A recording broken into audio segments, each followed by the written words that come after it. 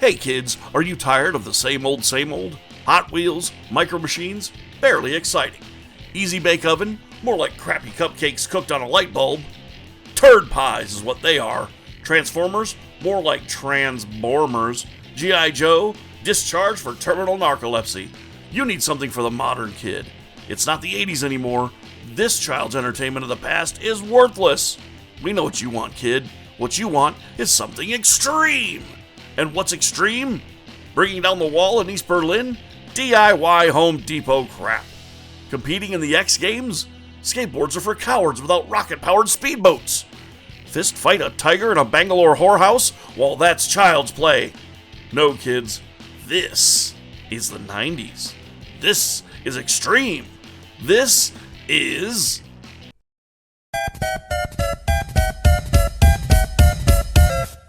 Get upset on the internet. Yo, what's up and welcome to the Retro Station 1989. My name's Commander Dan. I'm the commander and lone human inhabitant of the Retro Station. And this is License to Play.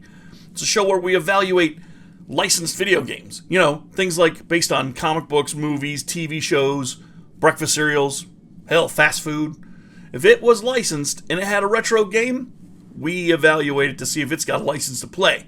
And this week, all you 90s hooligans and troublemakers are going to go nostalgia crazy, or be exposed for the very first time to one of the licenses I couldn't wait to share with you. This is one I was most hyped for, as my childhood kind of came to an end in the early 90s. You may have noticed we've modified the holographic interior of the Retro Station to bring you all back to the roaring 90s. The land of extreme. That's right, the beginning of the end, for the unique nature of Saturday morning cartoons. Cambot, hit it. Picture, if you will, the world as it was, cooling from the meteor that killed the dinosaurs. Huey Lewis and the News were still relevant. Skinny ties were going out of style, and Hammer's pants were crab walking their asses into all of our hearts. And in this time was the final death throes of Saturday mornings, when Saturday morning cartoons took off. Right in the late 70s and early 80s, you'd see crazy shit. Robonic Stooges, time-traveling Fonzies, Laverne and Shirley in the Army and some shit, and whatever the racist hell this bullshit is. Actually, I ain't gonna pretend. That is Rickety Rocket.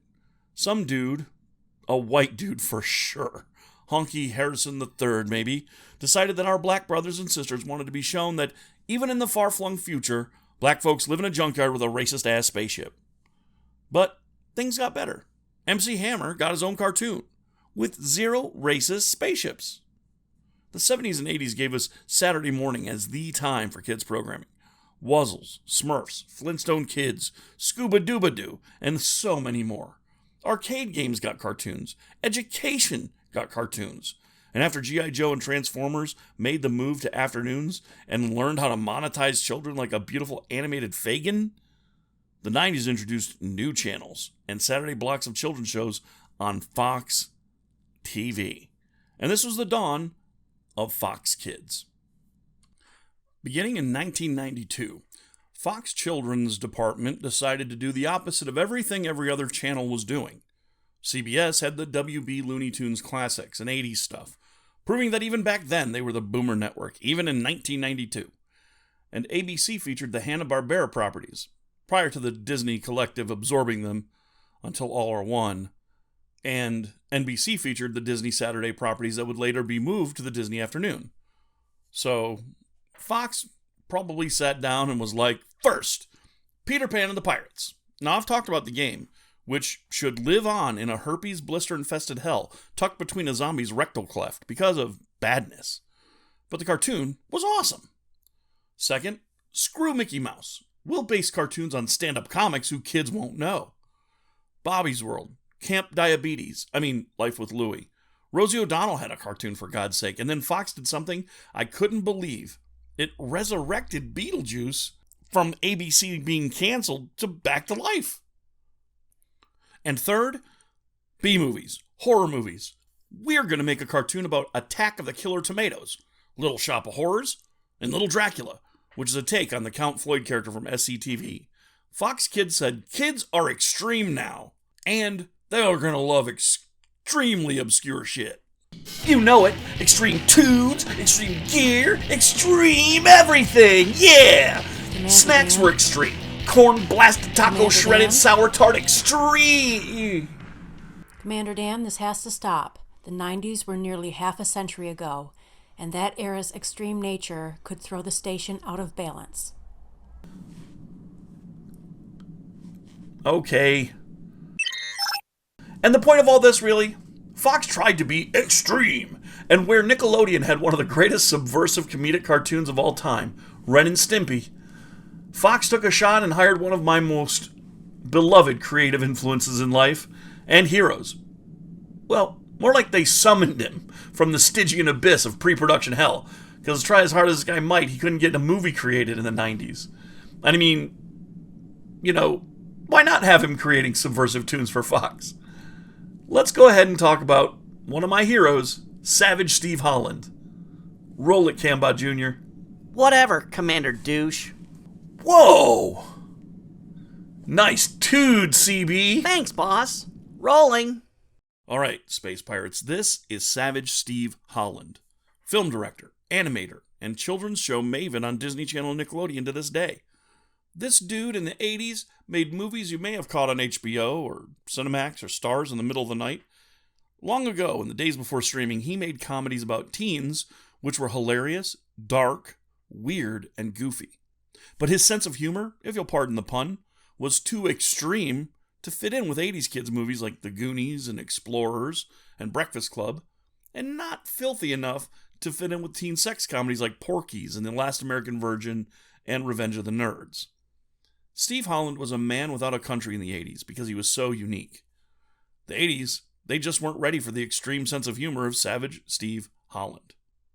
For example, Better Off Dead, the story of skier Lane Myers and his status-climbing ex-girlfriend, and his attempts to kill himself out of depression.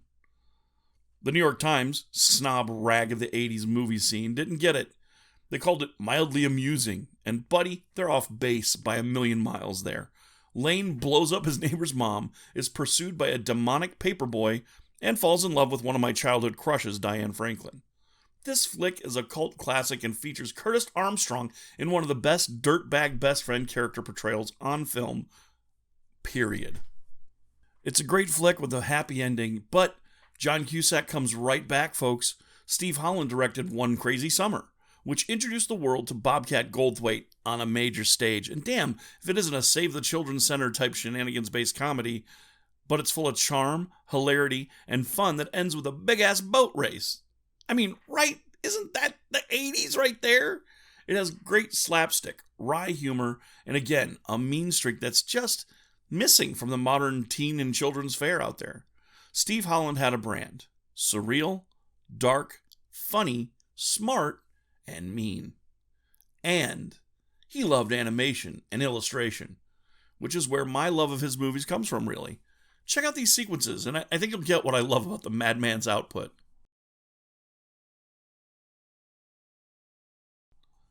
Oh, and he created this god-awful thing. That's right. Savage Steve Holland created the goddamn whammy.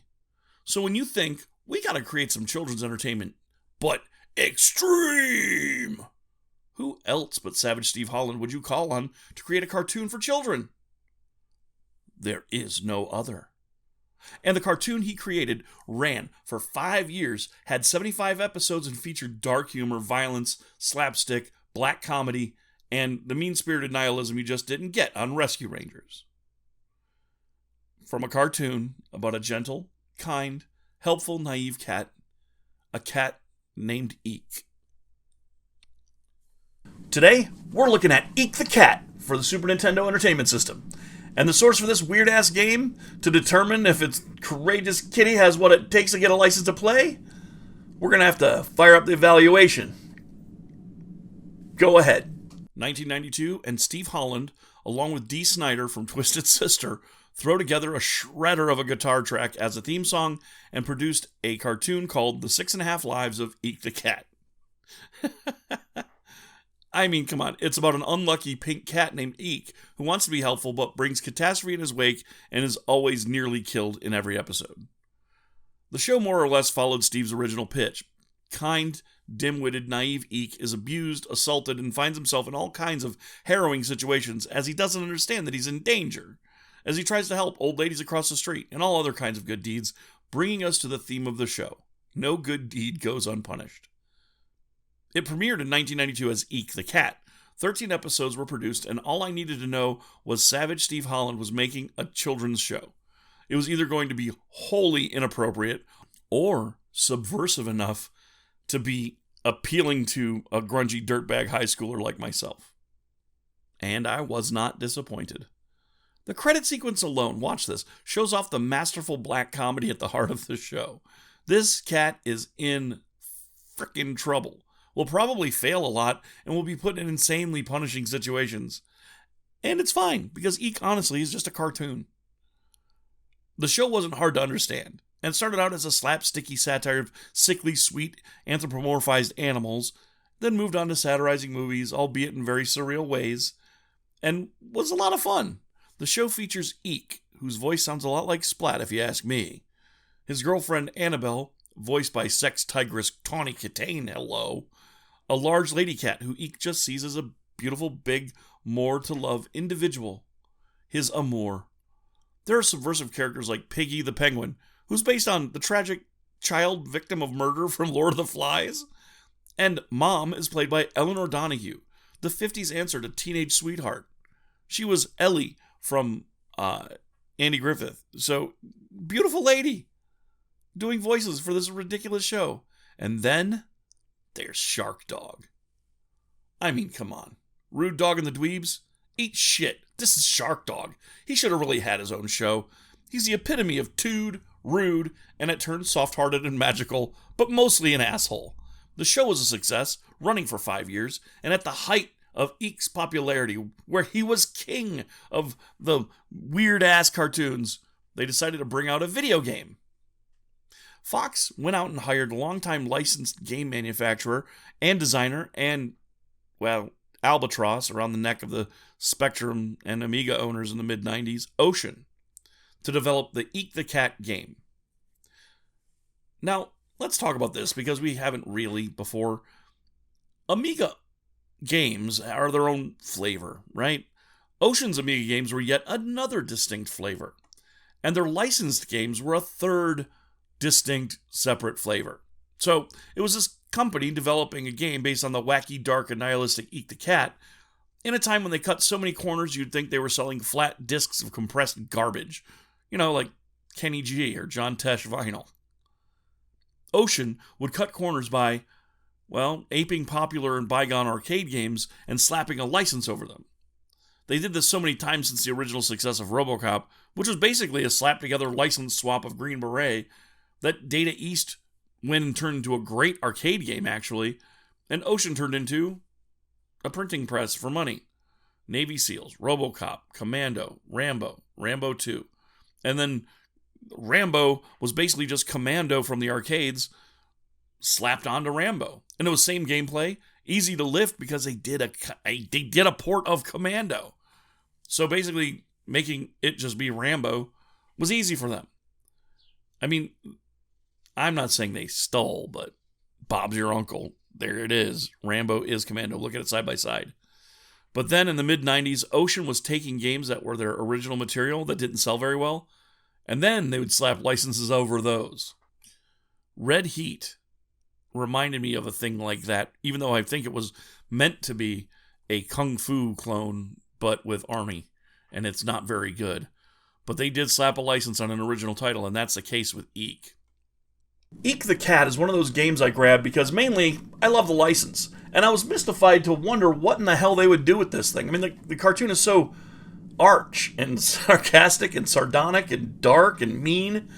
I mean, I wondered if it'd be like one of the Ren and Stimpy games, you know, kind of hit or miss. But let's think about it. I mean, instead, after I played it, well, let's take a look at the gameplay. This is Sleepwalker, a charity case of a game, if ever there was one. Now, oh wait, I'm not being mean, that it's not bad or pathetic or anything.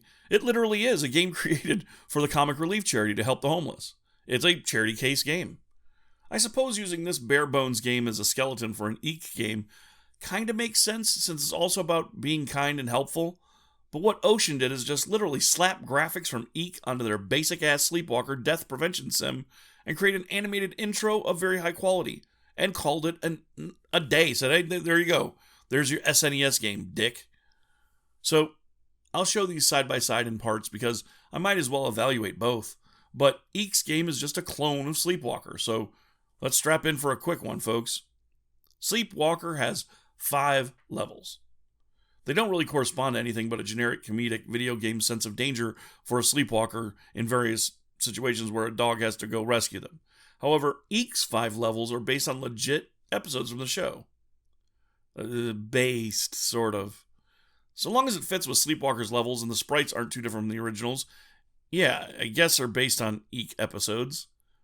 Eek's 5 stages are ostensibly based on the cartoon's episodes from the manual. You can read that stage 1 is Misereek.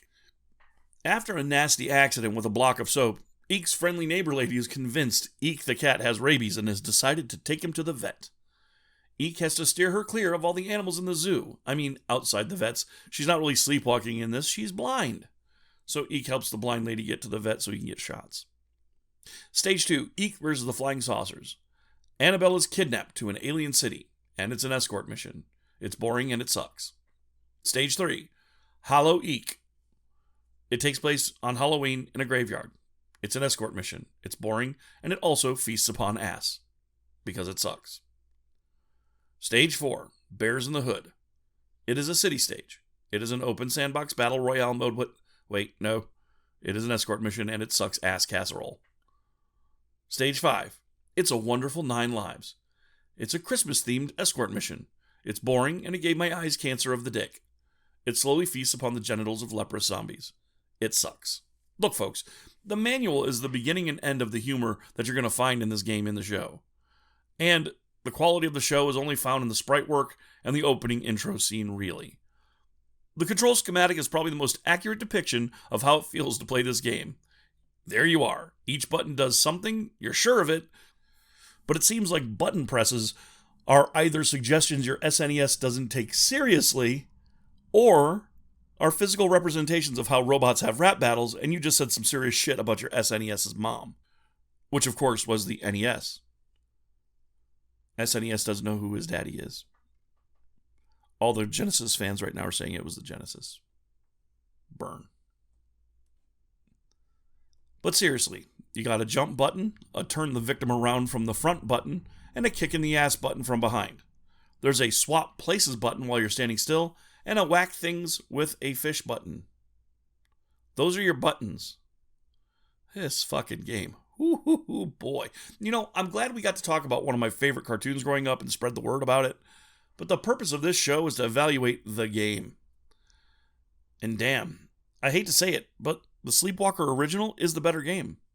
I mean, Eek looks fine and all, but the real deal is that this game was slapped together by a bunch of greedy, corner-cutting butt muffins who probably smell like too much brute and beer farts.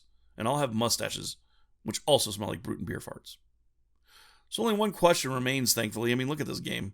And it's not, will this piece of trash fit in the anuses of the people responsible for making it? Of course, the question is, does Eek the Cat for the Super Nintendo have a license to play? No. No. Here, look. It's like this.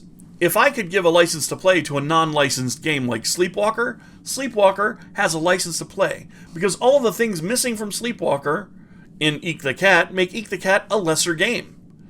And also, it's not original. If there's one thing about Savage Steve Holland I hope that everyone has learned, number one, check out his movies. But number two, he was an original. He's an absolute original. He's gone on to greater success. Fairly Odd Parents movie, a bunch of other things. The guy is doing great now for Nickelodeon and the Disney Channel. He makes kids entertainment that's slightly subversive, which is great. I'm glad he found the place he belongs, finally. But his game belongs on the shelf to be hidden from view until somebody goes, oh, I remember Eek the Cat. You big liar, you don't. But hey, when you do say that to me, I'll gladly hand this game to you to put in the old Super Nintendo and have you try out what is, unfortunately, a game without a license to play. That being said, coming up next week, we begin a little jaunt into the history of a man who's beyond a man. A hero, if you will. A man who's both man and machine. He's both dude and where's my car? Pickles and jelly. You know, a perfect combination of strength and humor. I mean, you know, we're talking about the one and only. If you can guess it down below, I'll get you a no prize. How about that? Anyway, that's next week. And for now, let's just say that no matter what I said during this evaluation, what I said in the past, or we'll say in the future, remember to always, always, always stay retro and extreme. I'm kidding. Just stay retro. Peace. Get upset on the internet. You're a salt adult. You're a salt adult. Get upset on the internet. You're a salt adult.